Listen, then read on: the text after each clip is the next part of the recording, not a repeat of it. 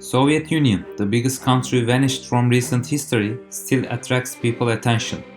With its surprising culture, weird rules, and strange state structure, this assertive state had been at the top of the world's agenda for a long time and guided the history of humanity.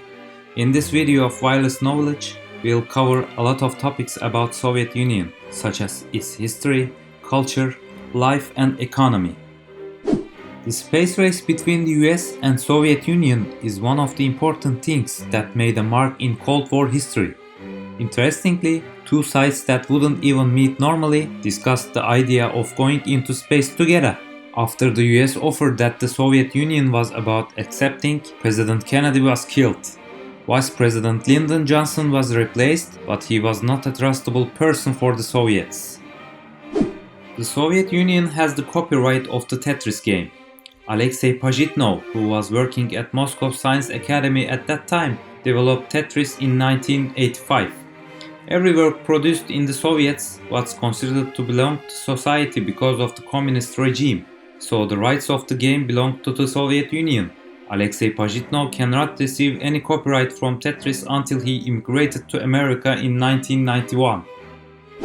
The previous deepest pit in the world was excavated in the Soviet Union. Although today it is not the deepest, Kola super deep borehole, which was excavated from 1979 to 1992, was the deepest hole in that period. The project started in today's Russia's Kola Peninsula, close to the Norwegian border. It was excavated in order to reach scientific data about the layers of the Earth. However, it was terminated for economic reasons. The technical materials at the facility were also sold as scrap by Russia in 2008. One of the most important stories told with the Kola super deep borehole is the sounds coming from deep as the pit is excavated and the workers are very scared and nobody wants to work there. According to the Guinness Book of Records, the most successful executioner in history is Soviet Vasily Blokhin. In the Katyn massacre against the Poles under Stalin's order, Blokhin executed 7,000 people in 28 days with his own hands. He worked 10 hours a night and executed an average of 3 minutes.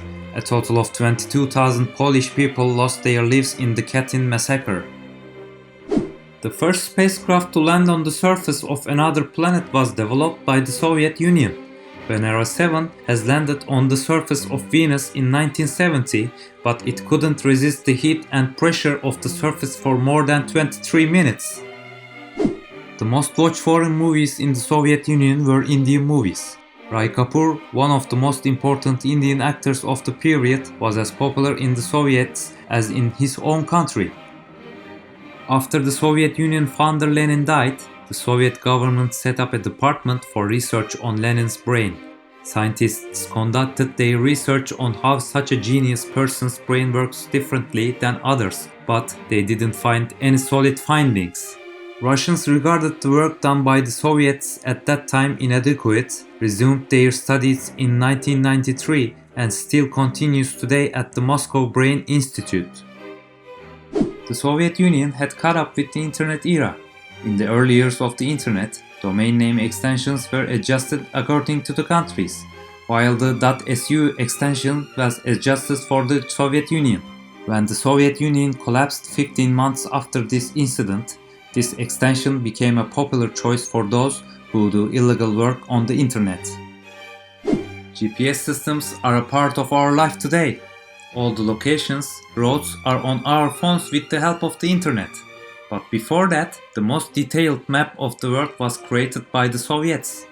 All of the roads, cross passages, bridges and many more details were mapped by the Soviets during the Cold War era.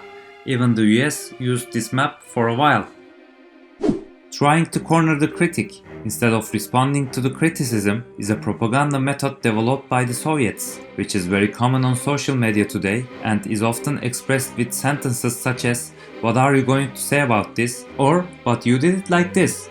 It was developed during the Cold War with the US and its name is whataboutism. Mikhail Gorbachev, the last leader of the Soviet Union, starred in the Pizza Hut commercial shot in 1998. The last leader of the Soviets, who have lived for years with the claim that there is another life against American imperialism, surrendered to one of the brands of imperialism and by playing in advertisements. In the Soviet Union, prisoners were tattooing Lenin and Stalin on their bodies entirely of their will. The reason for this was they obtained immunity from torture. According to Soviet law, it was forbidden to shoot, hit, or use violence on Lenin and Stalin's paintings.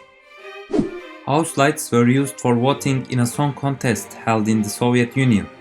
Since the phone was not common in the country at that time, the public was asked to turn off the lights on. Songs they didn't like, and officials at the state's energy company reported the abundance and scarcity of energy flow and determined who got the most points.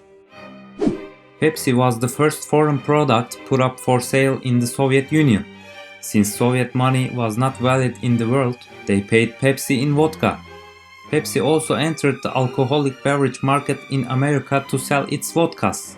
As demand for Pepsi grew over time, there was not enough vodka to meet the consumption, so Soviet officials offered to make the payment as battleships. When Pepsi accepted this offer, they had the sixth largest naval fleet in the world at that time. Of course, they didn't use these ships. They sold them to civilians as scrap and converted them into money.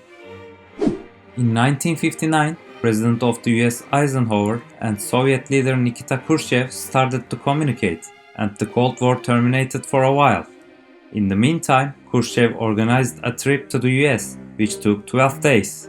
In addition to the meetings, there were also visits to factories, markets, Disneyland, and Silicon Valley. While visiting the IBM factory in Silicon Valley, Khrushchev didn't show interest in computer technology, but the Buffett cafeterias caught much attention and he instructed the implementation of this self-service concept in the factories of the Soviet Union. Although brands of the Soviet Union such as the Lada and Moskvich are iconic cars for car enthusiasts today, they weren't necessarily bright cars for their time.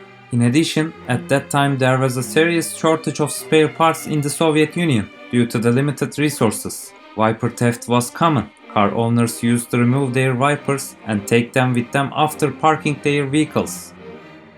They identified hundreds of American agents thanks to their staplers. They used stainless staplers on fake Soviet passports, prepared for American agents who wanted to infiltrate the Soviet Union, while in real Soviet passports they used staplers made of metal that were inferior and easily rusts. KGB agents realized this situation and they were catching hundreds of American agents before they entered the country. The Grapes of Wrath movie, which is about the Great Depression in America, was encouraged by the Soviet government to be watched in theaters to show how imperialism was putting people in a bad situation. In the movie, even the poorest Americans were banned from owning a car by Stalin's orders, when it became the subject of conversation among the Soviet public.